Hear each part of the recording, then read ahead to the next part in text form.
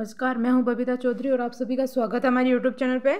आज हम बात करेंगे अटल पेंशन योजना के बारे में। तो आगे बढ़ने से पहले मैं आपको बता दूं, अगर आप हमारे चैनल पे नए हैं तो हमारे चैनल को सब्सक्राइब कीजिए और अगर आपको हमारी वीडियो अच्छी लगे तो इसे ज़्यादा से ज़्यादा लाइक कीजिए और ज़्यादा से ज़्यादा शेयर कीजिए। अटल पेंशन योजना भारत के नागरिकों के लिए एक पेंशन योजना है जिसे असंगठित क्षेत्र के श्रमिकों पर केंद्रित है।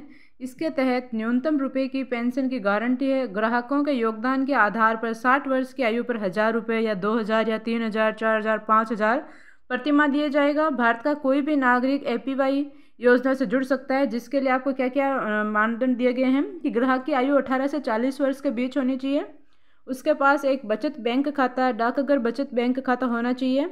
इस खाते पर समय समय पर अपडेट प्राप्त करने की सुविधा के लिए संभावित आवेदक पंजीकरण के दौरान बैंक को आधार और मोबाइल नंबर प्रदान कर सकता है। हालांकि नामांकन के लिए आधार अनिवार्य नहीं है।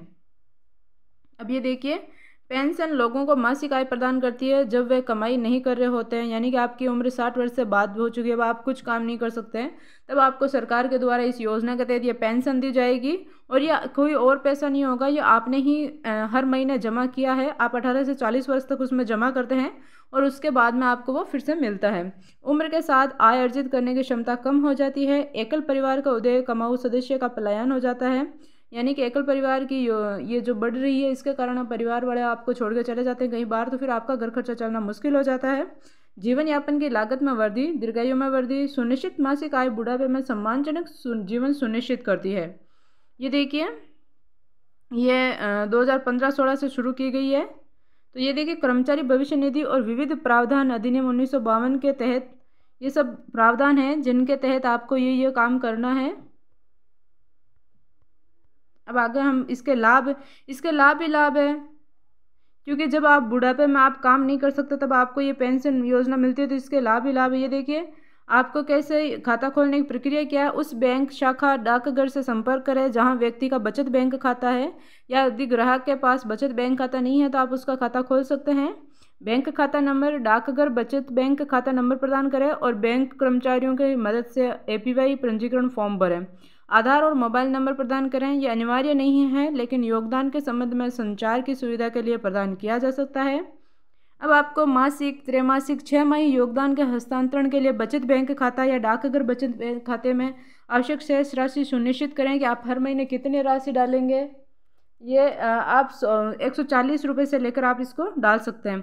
अब इसकी कोई निश्चित योगदान का तरीका, योगदान कैसे करें, योगदान की नियमित तारीख क्या है, इसमें अपन बात करेंगे कि आप इसमें मासिक भी कर सकते हैं, 3 महीनों से कर सकते हैं, 6 महीनों से कर सकते हैं। जिस हिसाब से आपको ठीक लगा उस हिसाब से आप अपने इसमें पैसे जमा करवा सकते हैं। इसके लिए कोई निश्चित वो नहीं है कि आपको हर महीने ही करना है। और इसके लिए आप 100 रुपये से शुरू कर सकते हैं, उससे बढ़कर भी आप शुरू कर सकते हैं। ये देखिए, 60 वर्ष की आयु प्राप्त करने पर, 60 वर्ष पूरा होने पर यदि निवेश रिटर्न ईपीवीआई में निहित गारंटीकृत रिटर्न से अधिक है तो ग्राहक गारंटीकृत न्यूनतम मासिक पेंशन या उच्च मासिक पेंशन प्राप्त करने के लिए संबंधित बैंक को अनुरोध प्रस्तुत करेंगे। ग्राहक की मृत्यु पर मासिक पेंशन के समान राशि पत्नी को मिलेगी। और नामांकित व्यक्ति या ग्राहक या पति पत्नी दोनों की मृत्यु हो जाती है तो 60 वर्ष की आयु तक संचित पेंशन धन की वापसी के लिए पात्र होगा। 60 वर्ष की आयु के बाद किसी भी कारण से ग्राहक की मृत्यु के मामले में उसकी पत्नी को पेंशन दी जाएगी। यदि आप 60 वर्ष की आयु से पहले बाहर निकलें तो यदि कोई ग्राहक 60 वर्ष से पहले बाहर निकलने का विकल्प चुनता है तो उसे केवल नेट के साथ ईपीवाई के समय उसके द्वारा दिए गए योगदान से को वापस कर दिया जाएगा। उसके योगदान पर अर्जित वास्तविक अर्जित आय खाता रख रखाव शुल्क काटने के बाद, यानी कि आपके पास आपने जितना भी पैसा जमा करवाया है उसमें उसकी आपकी बैंक ने सेफ्टी की है, सुरक्षा की है, तो उसका वो काट लिया जाएगा। उसके बाद जो शेष राशि बचेगी वो आपको रिटर्न कर दी जाएगी।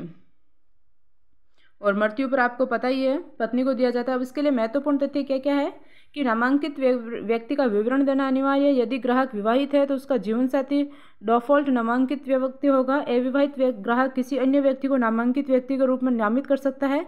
उन्हें शादी के बाद जीवन साथी का विवरण प्रदान करना होगा। जीवन साथी और नामांकित व्यक्तियों का आधार विवरण प्रदान किया जा सकता है। एक ग्राहक केवल एक एपीवाई खाता खोल सकता है और अद्वितीय है। एकाधिक खातों की अनुमति नहीं है। एक ग्राहक वर्ष में एक बार संचय चरण के दौरान पेंशन राशि को घटाने या बढ़ाने का विकल्प चुन सकता है।